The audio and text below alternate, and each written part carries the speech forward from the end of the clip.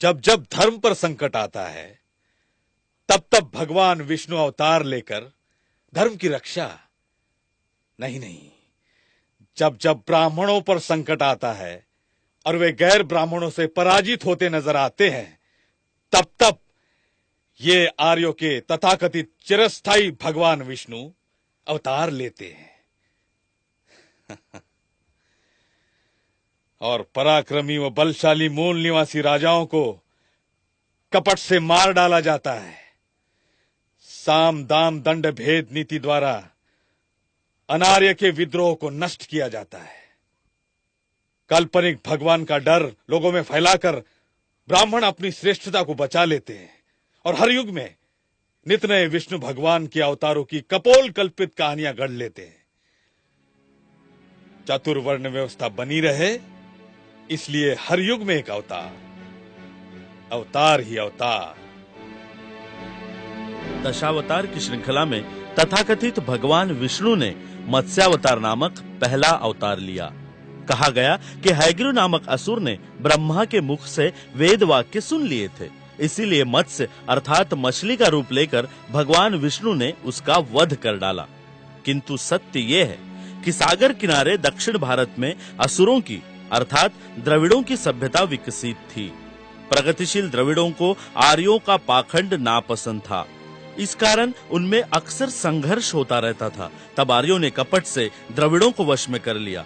उनके कपट पर पर्दा पड़ा रहे, इसीलिए मत्स्यावतार की कल्पित कहानी को प्रचारित किया गया। कूर्मावतार।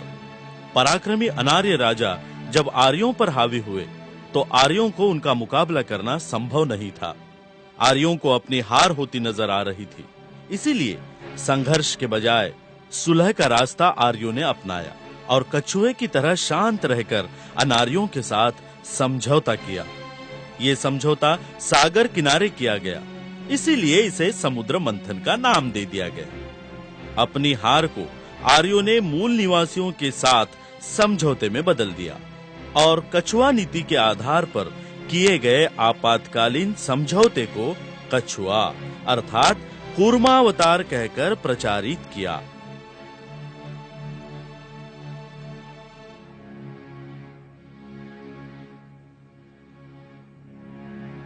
मंदार पर्वत के द्वारा समुद्र में असुरों के सहारे देवगणों द्वारा समुद्र मंथन करके अमृत प्राप्त करने की चमत्कार की कल्पना महज भोली भाली जनता को बहकाने की चाल ही है।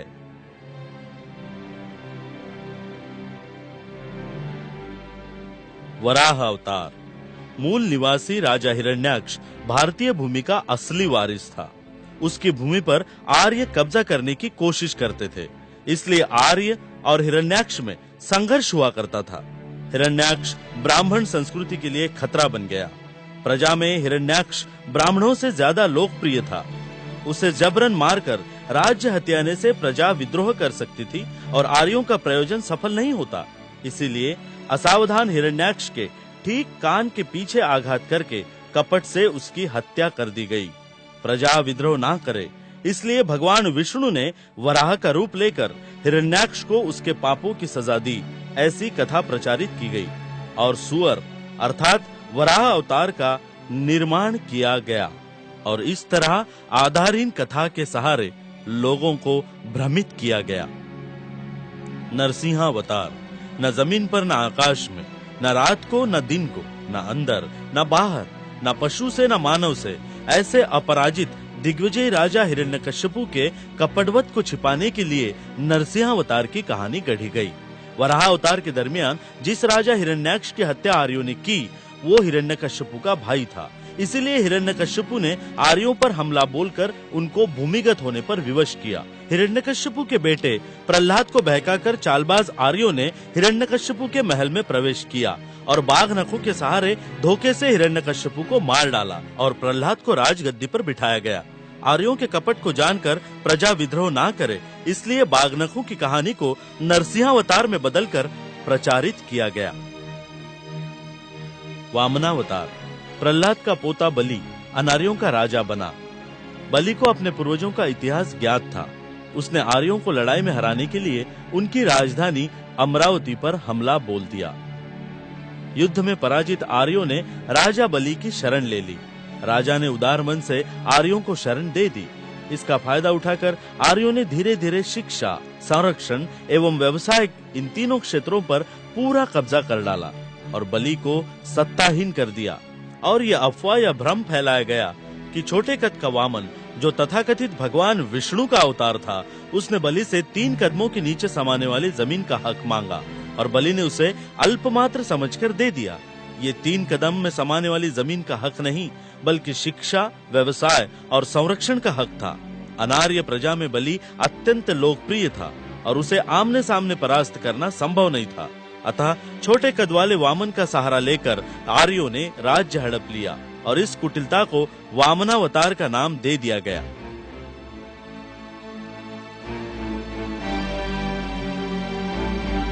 परशुराम अवतार।